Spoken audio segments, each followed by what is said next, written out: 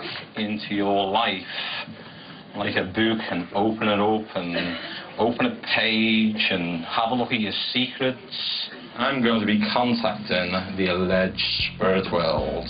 Is everyone up for that? For the next 2 hours, Joe's taking this willing crowd into his world. I've got 2 people coming through. Where am I? Where are we? 2 people? He's saying he's got his marbles back. Thank God. And they love him. For them, Joe's worth the price on the ticket as he delivers hit. There was a rat in his house. Thank you. After hit. He's like, would be 38 or... 38. 38, thank you very much. But interspersed with the showmanship are stories of real tragedy. There's been a lot of heartache in this room. But the main person is the person that's being crushed, okay? He needs to let you know is that he's fine. In the vehicle... The many stories of suicides and violent deaths bring home the intimate level at which these people are allowing Joe to tread. He carries a real responsibility as he involves himself in their memories. Okay, you've got 2 suicides. Yeah, your son was murdered. My first husband committed suicide as well. Okay, does one of them know Gary? Okay, is that he passed through a suicide. She's mentioning cocaine, she's mentioning drugs. Is that he would have hung himself, this person. It makes me feel sad and uncomfortable, and I wonder what's more important. Just to let you know, is that they're okay. Whether Joe's actually psychic, or whether he brings comfort. Okay, I'm going to leave that. I'm going to leave Michelle with you. She's absolutely fine. She's happy. Yeah? Okay, thanks very much. Okay, ladies and gentlemen, thank you very much. I thought he was really good, really accurate. I thought he was great. Yeah, he was really good. Yeah, he was very good. Yeah.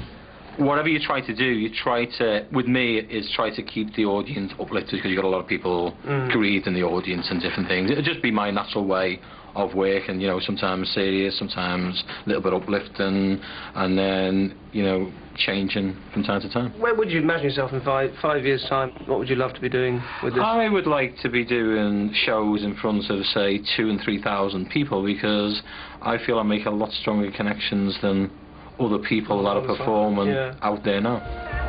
But I am a bit surprised to discover that some of the people Joe read for tonight have had readings with him before, albeit some time ago.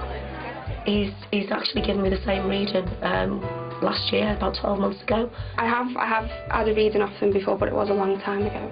We've been to an open circle before, and we've had him. You've seen him before privately, haven't you? Yeah, I have. And she has a different one, and everything that he says is always spot on. So.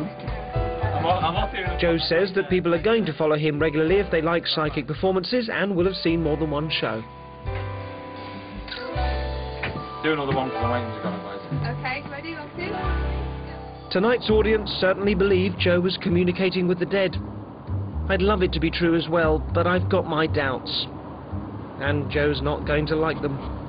I'm going to shake your hand. Are you fake? No, I'm 100% not a fake. What I do as a medium is 100% genuine.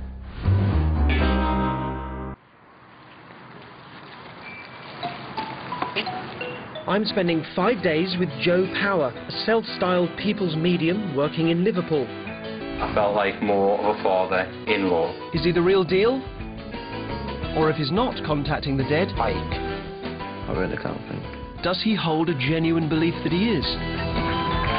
Last night, Joe performed a show in which he wowed an audience by communicating with the dead. But while he could be, there is another way of achieving similar results. And I'll let you into a secret.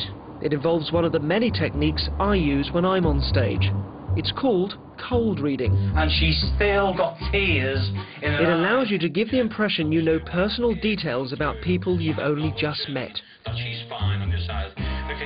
Professor Richard Wiseman, who attended last night's show, is an expert in studying claims of paranormal abilities. I met him for a second opinion on how cold reading could be used. That's your grandson. What Joe is doing, I think is impressive in the sense that he's standing on stage and getting people to say, yes, my goodness, you know, you seem to be in contact with somebody in the spirit world.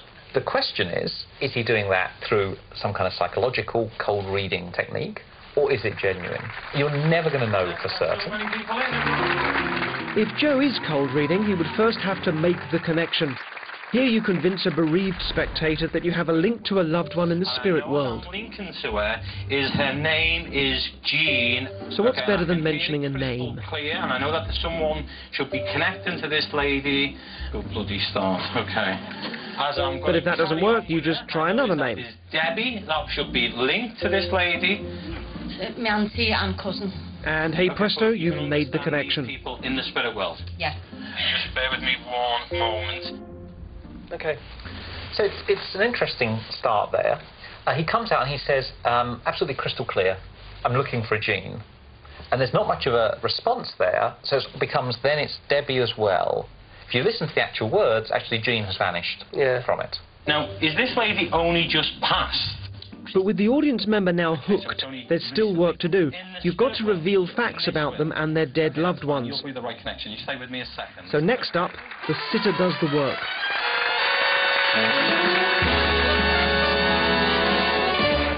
Oh God, you said Jean before. Yeah. It'll be Joan. She's over there in the audience. Where is she? That's another sister.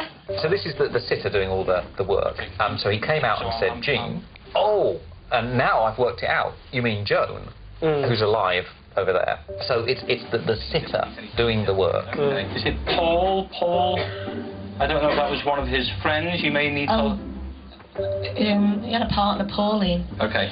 Now, there's also that sense of throwing out a lot of options.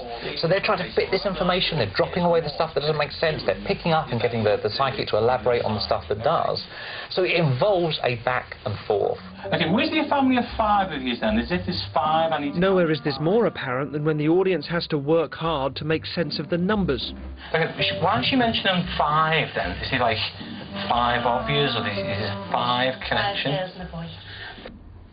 So there he says, I'm getting the figure 5. And she says, yeah, 5 girls and a boy. Or as some might refer to it, 6. 6, yeah. So again, he might be right. He might be right, maybe. It was 5 girls, and the spirits were whispering that to him, and he just couldn't quite make sense of it. Or it could just be a number that's thrown out there, and it's her job to make it fit. Is it 5 connection? 5 girls and a boy. Sometimes, rather than throwing specific information at the audience to work out, cold reading also allows you to deal with generalities. Have to wait for me link. So next up, Barnum statements. Comments that could apply to many people. Okay, how's your knee? Not too good. He's talking about your knee, love. I know. Okay, you've had problems with it. Yeah. And is it your hip as well? Yes. Yes. Yeah. Yeah, I'm saying to a lady of a certain age that she has a dodgy knee or hip is what we call a Barnum statement, isn't it? From P.T. Barnum, who said there's something for everyone. It's a phrase that can clearly apply to a lot of people in that situation, although it sounds very specific in the way that it's delivered. But out of all the cold reading techniques, my personal favourite is the recap. I just felt... Here you tell the audience something they've just told you. Or Catherine. Her name's Catherine, a sister, but we call her Kitty. And 1 minute, 22 seconds and 23 frames later... But I want to keep talking to you, and you mentioned the name of Kitty, didn't you? Not me, because I'm hearing that again, by the way. It's as if it's a nickname. Well, her name's Catherine, but everyone calls her Kitty. Ah, she's saying nickname. Okay, so it's a nickname that we used to call her. He's already heard that. She's already told him that. I believe that's the case. So this is a kind of recapping. But of course, if you don't remember the beginning part of the reading, which is when he was explicitly told that, you could look at that and think, oh my goodness, how on earth did he come up with that information? And the answer is, he was told it fairly early on. And could this be another one? There's 3 people that I need to connect to. Yeah, I think it's my cousin. There's 3 of them in a car. Was 2 killed? Yeah. She said cousin. Yeah. Okay, I need and you what's to speak revealed? To me, because I'm feeling that these 2 people... Was one like a cousin, or was the... Yeah, it was my cousin. It was your cousin? Okay, does the name of Jimmy connect... But we're all human, and sometimes you do get the information wrong. No. No? No. Don't know what that is. But if it is going wrong, there's a solution, and it's called the blame game. You can blame the spirits.